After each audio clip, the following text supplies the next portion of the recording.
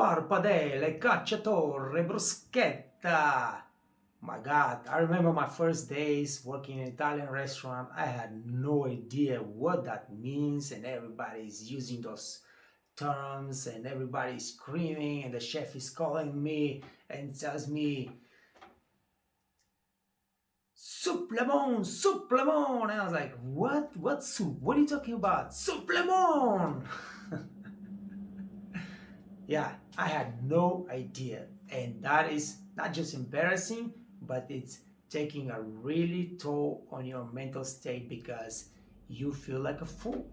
Now, every restaurant has its own terminology because you might work in Italian restaurant, you might work in French restaurant, Arabic restaurant, Indian restaurant, Asian restaurant.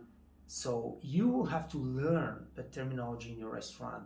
What is in this lesson are probably the most important terms that you will have during your career as a waiter. All right. So make sure that you learn it and make sure that if you are going to work in a new place, you learn the terminology in your restaurant.